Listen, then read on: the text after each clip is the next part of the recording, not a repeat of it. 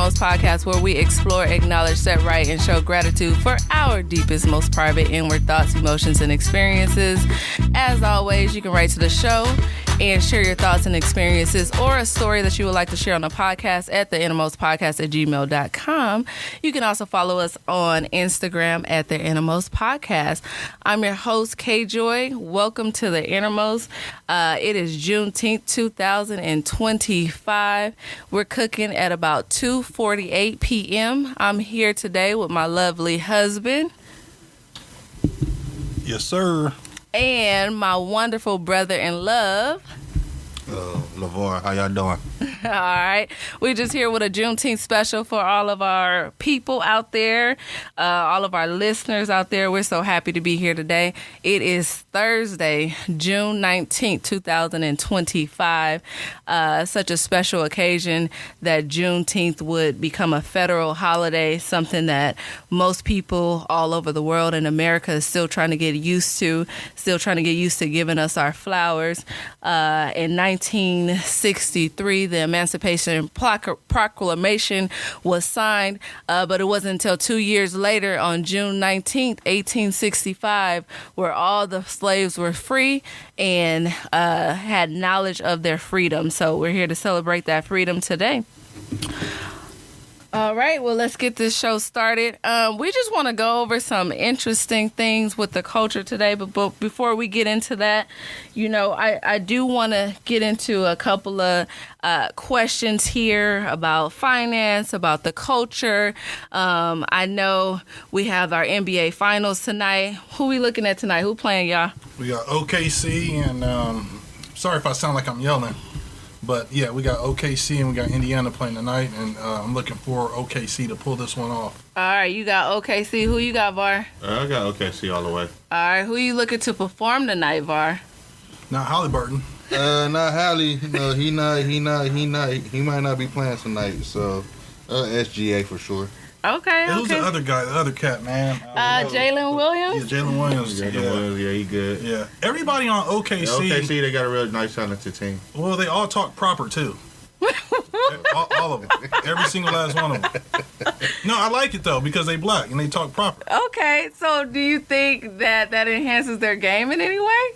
No, I don't think it has anything to do with their game. I mean, it could. I'm just saying, I love their post game interviews. Okay, so of the two teams, who do you want to win it all? I just said OKC. OKC to win. So y'all want them to take it tonight? Sure. In the Western Conference. Well, before the I knew the West was gonna win a period. Okay. That has a tougher. They just a little bit more tougher this year around.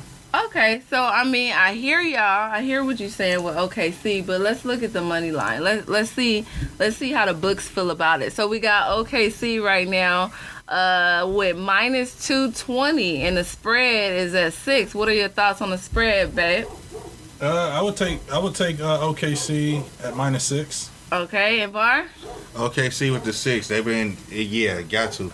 Halliburton might not play tonight. If he's not playing, that's a for sure. Why is he not playing? I believe he had strained his calf or calf. Was that his excuse for the 4 points? Are you sure he's not playing? No, it's game time decision. Because those odds.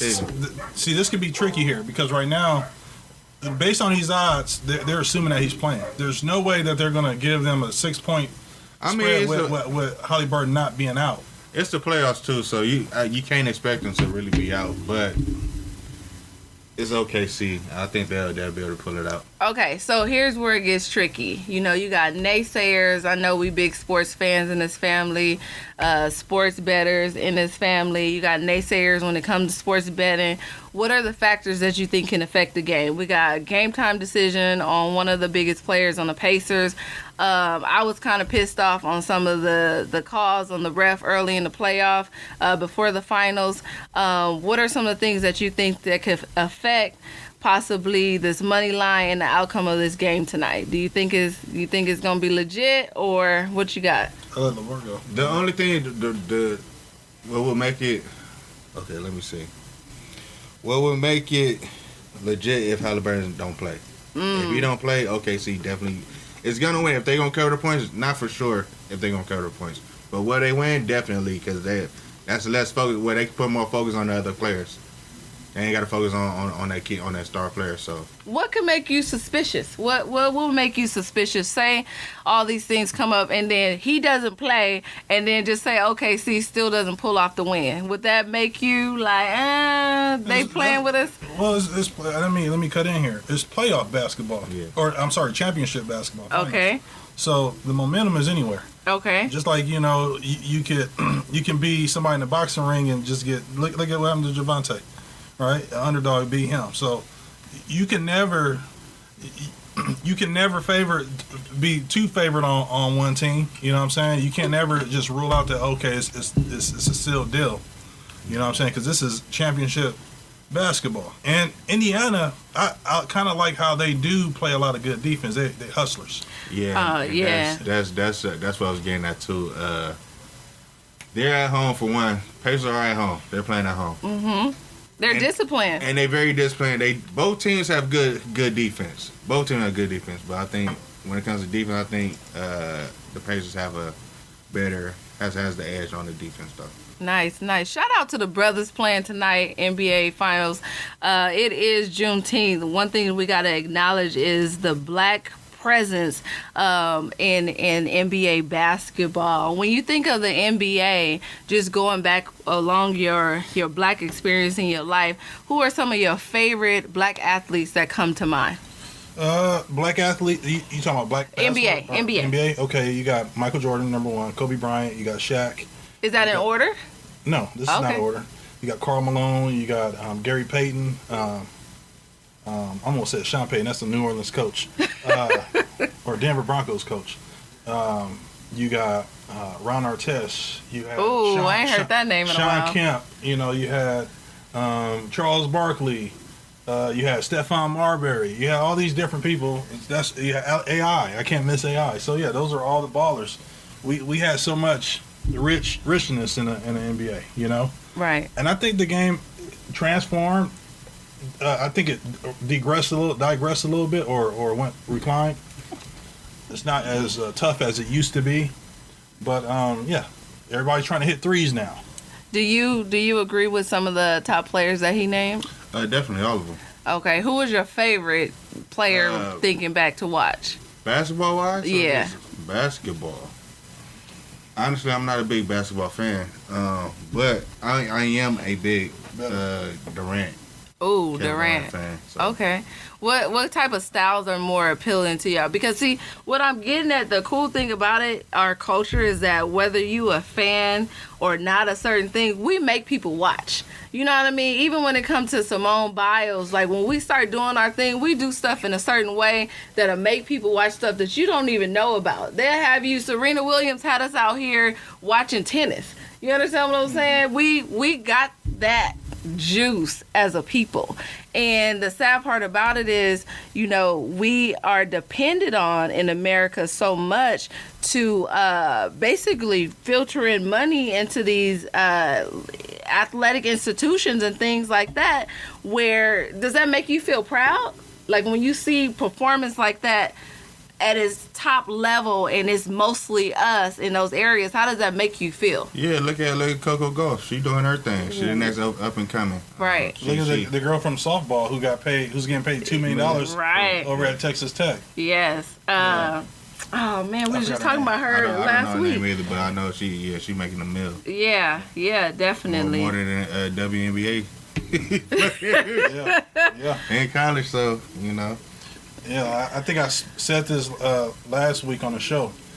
You know, it would behoove you if you have a little black child, girl or boy, to not give them a shot at trying to make money being an athlete because of the barriers and other things, the guardrails that are in other things. Mm-hmm. So, you know, I feel like with this $21.5 million that each college team, this big old stipend that these colleges have, I really think that a lot of the black athletes are going to get a lot of it, you know, because there's a lot of black athletes in college.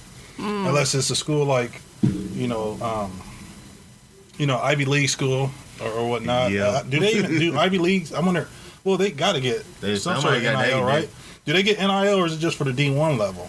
I think they probably do. They fall under. They got some stars. Man, the deans at those schools could just write a check for everybody. It just pains me to hear this because we know that this is true when we talking on a pure talent athletic level, but then we have to acknowledge those systemic barriers that try to keep us out of those places like you mentioned, because we would take it over. So yeah. But there's disparities everywhere. I mean, true. You can't get mad at that. You're right.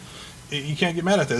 It's a trade-off. But that's what makes us so great, because we always find a way to push through and to get beyond that. I mean, just right now, that's what today is about, celebrating our resilience and our ability to push through beyond the constant limitations that are placed on us as a people, and to still rise above that. So beautiful, beautiful. I got a question for you, because you mentioned a few dollar signs there, and I just want to ask a question. We know your background when it comes to dealing with money and being a financial advisor. What is the difference between wealth management and asset management, and more specifically, how hard is it for blacks to get into it? And then what implicit bias do you believe blacks face, or have you faced in this field? Well, okay, so let's start with wealth management. You asked me the difference between wealth management and asset management. Wealth management is a holistic approach to individuals or institutions' financial overall picture, meaning that we don't just manage portfolios that are invested into several sectors like stocks, currencies, commodities, things of that nature, fixed income vehicles. But there's another facet where we work on we set up a holistic financial plan that entails taxation, estate planning, social security planning. Just planning for your retirement, planning for your estate to be transferred, a wealth transfer to your beneficiaries. Everything is very holistic in the wealth management regime. Now, when it comes to asset management, it's just basically you're giving me $20 or $100 or $10,000, and I'm growing it. Simple as that. It's a quantifiable game where are you making dollars? Is every year green? How are you managing risk? Okay, so those are the differences. So those are the differences. What implicit bias do blacks face when it comes to that? We're keeping with the culture and the talk of Juneteenth, and just recognizing our abilities in certain sectors. But what type of implicit biases might we face in those areas?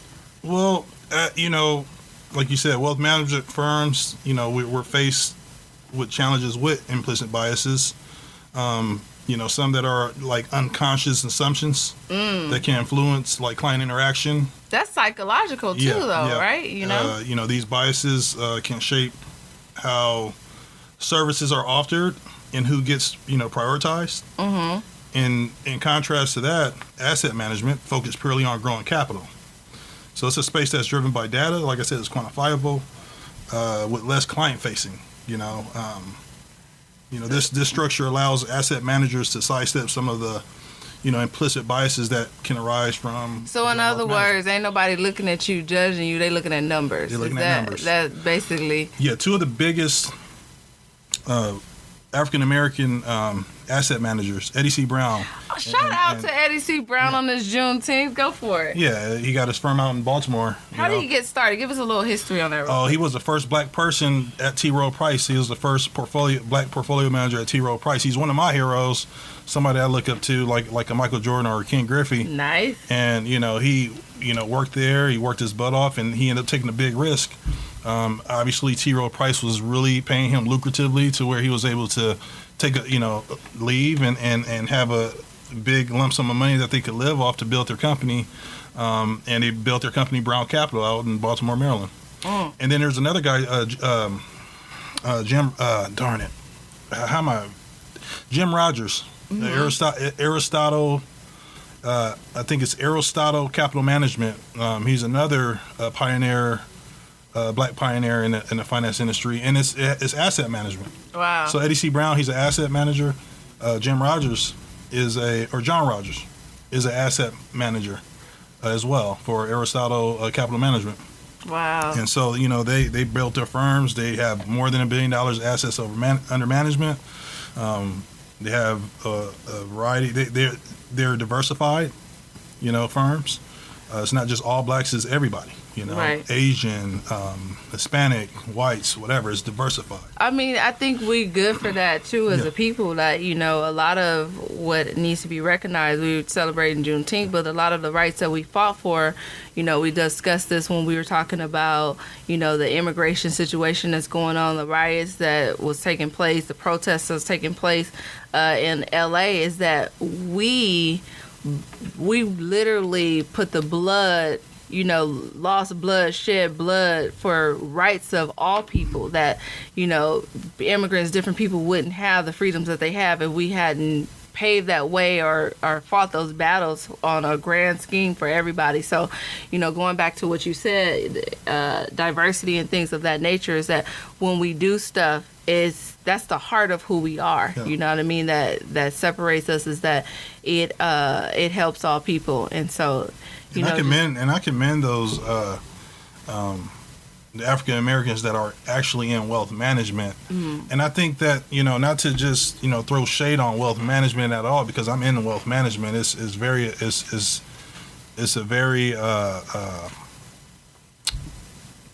you got to have some tough grit. I mean, it's the innermost. Say it how it is. You got to have some grit being in that industry, because everybody that walks through that door ain't gonna like you. Right. Why?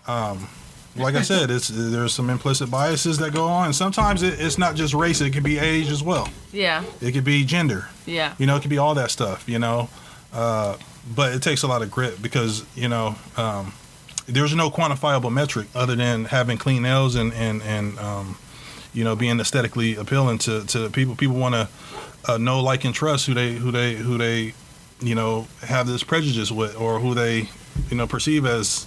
Yeah. Being something, But I want to dive into that a little more, especially with VAR a little bit, is because you mentioned grit, and at times it gets exhausting being black. I mean, sometimes you wake up and you just don't feel like having no damn grit. Sometimes you feel more comfortable being with your people and stuff. So I want to ask you specifically, VAR, what could improve your black experience in America? When you think about your experience, the things that irritate you, and if you could have a Disneyland type of world or a wish, what would make that improvement for you? The only thing that probably make an improvement for me is travel a lot more. To be honest, because as far as my experience and stuff, is just come from one state, predominantly, right? California, LA County to be exact. When I came out here in Bakersfield, it's just where I've experienced the most racist stuff ever. Yeah. Right. Ever in my life. They got it in California. I think we was at Vons. Somebody was like, nigga, remember, was that you or me and Leonte? That's probably you and Leonte, but I know I had somebody called me a nigger. Yeah. And it's funny, as a white dude, I'll tell him to go ahead in front of me first, and he tell you no, you go ahead first. Yeah. Once we leave, I'm walking, and he drive by nigger. Yeah. Oh shit! I was like, man, I can't do nothing but laugh though. Yeah. I just laugh. That's what I mean. You get to that point where all you can do is laugh, because if you exert energy every time, you find yourself angry all the time. And I like how you mentioned travel, because one thing that frustrates me is that every time we think about going somewhere, we got to think about our safety. You know what I mean? Like, where can I travel and have the less racist experience so I can enjoy myself, or things like that? I actually want to ask you a question. Me? You, the host. Okay, you ready for this question? Yep. Okay, and this is me being real, because I'm 2% Hispanic, right? and my question, this is a real question though. Like, this is something that I have experienced. That we're keeping it real, right? Yeah. I feel that the Hispanic population, I think pretty much California, that they're more. I think they're a little bit more. Well, then it's just personal. This is just me. Everybody else probably might not have the same experience. That they're more racist than white folks. Why do you think that is? Well, do you perceive that?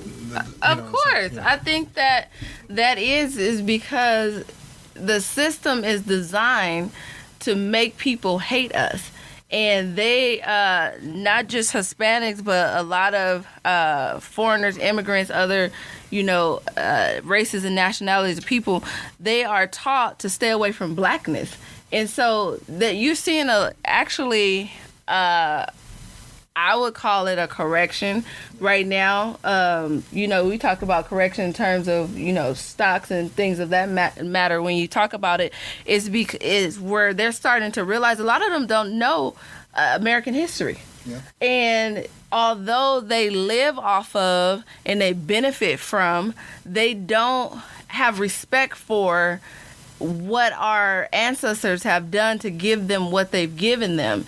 And so they are more racist because their ideas of us are based on racism, based on whiteness. And that's where we're really in the fuck around and find out stage of this election, is because they voted based on the idea, not so much us, because there were some of us who, agree with what Trump had to do, but for the most part, we understand what it feel like. We were talking about, like, you just get exhausted, the racism. We understand that from all avenues. They don't. They're taught that if I kiss the ass and the closest I am to whiteness, the more benefits I'll get, because they don't understand that their benefits came from us. Yeah. And I think now we're in a position in America where people are starting to see that they don't give a shit about them.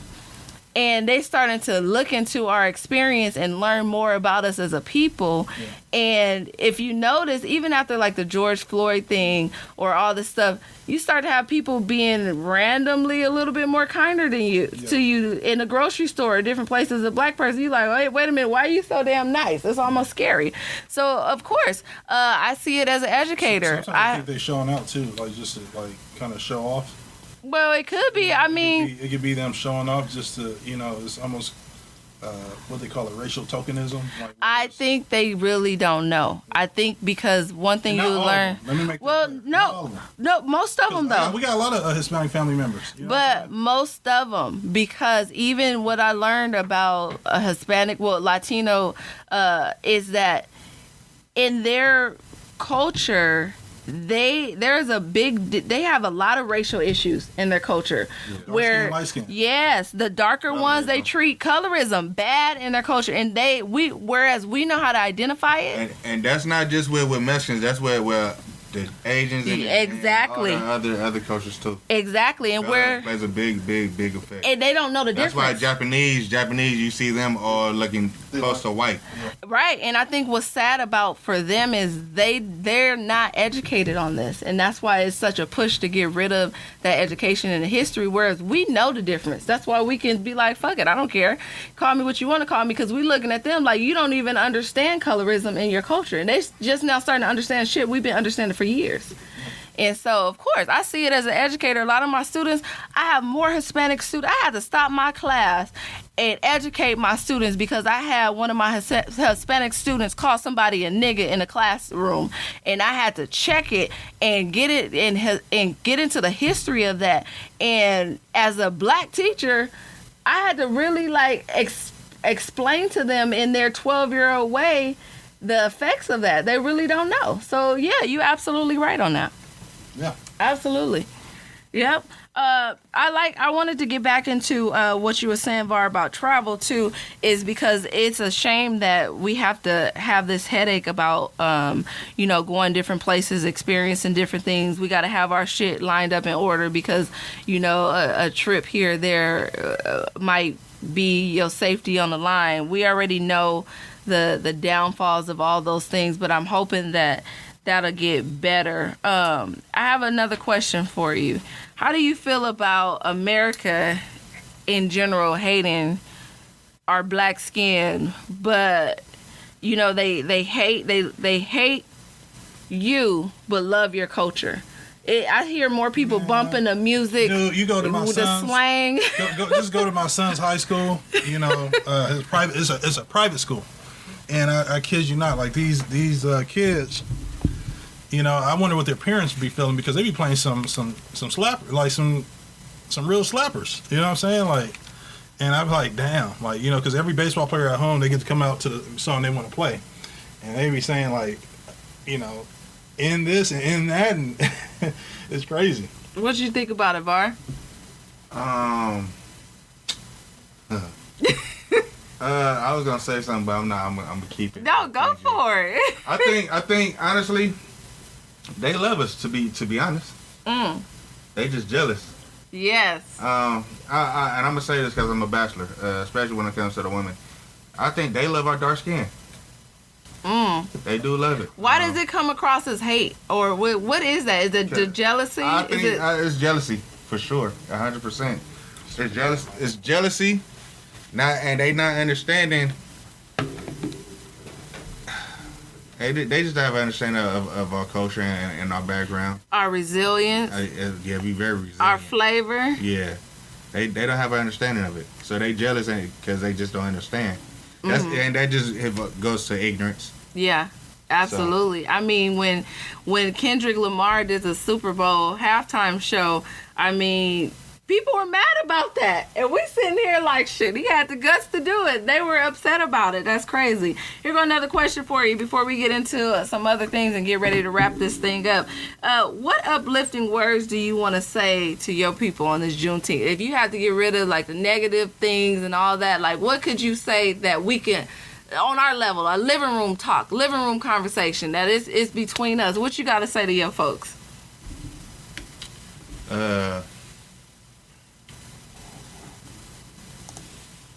When you got your foot on their throat, don't let up. Hey, that's one right there. All right, I'm gonna give y'all an opportunity to shoot for the hip, and then we're gonna get ready to wrap this thing up on our Juneteenth special. This is the living room. A lot of people everybody ain't invited to the cookout because you can't handle the conversation. Yeah. But here go a open avenue and an open mic to the inside of us and our cookout. It's our day. We get to enjoy it. I got 100 titles right here. I'm only gonna name 5 of them. Of these 5 titles, they say this is the 100 best black movies of all time. I'm gonna go with the top 5, and you tell me your favorite. Give me a line from there if you can remember it, and tell me why it's your favorite briefly. Who going first? I'll give you a line. Let me go first. You go, Bar going first? All right, our top 5. Boys in the Hood. Came out in 1991. Do the Right Thing, 1989. Coming to America, classic, 1988. We can start right here. I see the list, but keep going so everybody can hear it. All right, number 4, Higher Learning, 1995. Hey, the 90s was the stuff, huh? Mm-hmm. And number 5, Waiting to Exhale, 1995. What's your favorite bar? Why? And do you have a line from the movie? I got it. I'm gonna do the line first. And it goes like this. Mookie. Do the Right Thing. That's one of my favorite what the hell black is movies name? What's his name? The director? Oh, Spike Lee. Yeah, Spike Lee. Yeah, he's one of my favorite. And I don't know why I can't think of his name right now, but he has some good movies, and Do the Right Thing is one of my favorites for sure. Nice. All of them is my favorites. I can say a line for pretty much all of them. But that's your number 1 out the top 5. Yeah. I can watch that movie over and over. Nice. All right, babe, what you got? What's your top 5? I guess I gotta say a line. She's a queen to be. That's Coming to America, baby. Coming to America. All right, awesome. Here we go. Top African American athletes. I'm gonna name a couple of them. If they're not on this list, come with the first thing that come to your mind. We got Jesse Owens, Muhammad Ali, Serena Williams, shout out to Compton, Jackie Robinson, Michael Jordan. What y'all got? Who's your favorite? Well, that's you listed? Nope, anybody. Just anybody? Anybody. Oh, to my guy, rest in peace, Sean Taylor.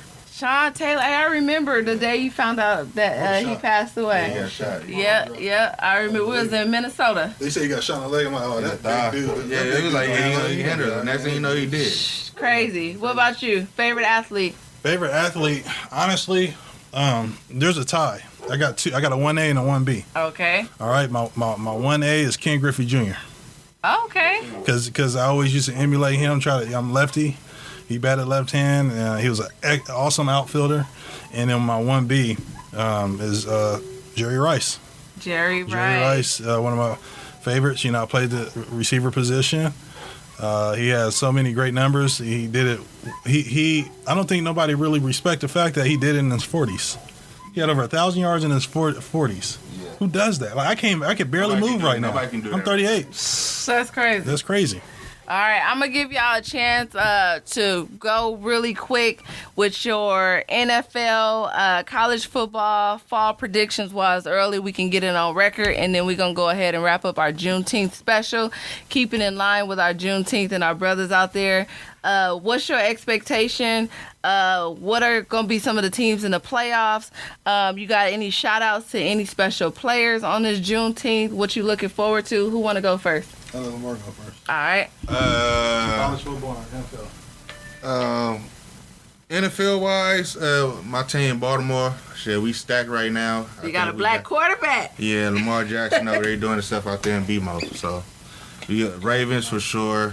College-wise, kind of. Well, I don't know what's going on in Colorado. They talking about Deion got some health issues going on right now. But, oh wow. I'm definitely room for Deion. I want to see what my Hurricanes do, and I definitely want to see what Michigan gonna do. What teams you think gonna be in the playoffs? What's some of the top teams you think based on NFL wise? NFL wise. Shoot, that's kind of difficult because it's early. It's too early to predict. Each season is different, and I'm not gonna reflect nothing off of last year. I can't. Okay. Everything changes. People, especially if you want to say that, because the Eagles done let go of some good players. Even though they're bringing most of them back, they let some of them go of some of their key players. So I really don't know. I really can't say the Eagles. All right, in the special, in the heart of Juneteenth, any players, athletes, coaches, or anybody you want to give shout outs to, just to be proud of your culture, be proud of our resilience. Any players you want to shout out?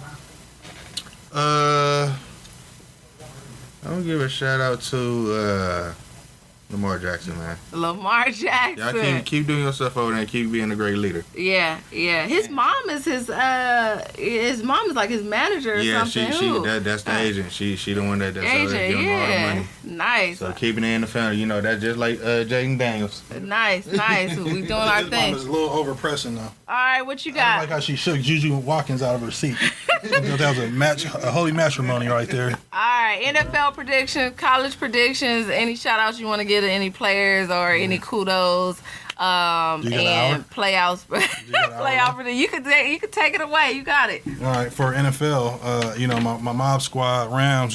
That's my squad. I think that we're going to be very good. I'm excited with the addition of Devontae Adams. I think that was not a lateral move from moving Cooper Kupp to Seattle and Devontae Adams. I think this is an upgrade. Like Puka Nacua. We got a backfield now. Man, so Rams for sure. As far as playoff predictions for the NFL, my Rams is going to squeak in there. I think the Ravens, the Bills, the Chiefs, on the Eagles are always going to be a contender in the playoffs. Saints, I think they're going to probably shock a lot of folks.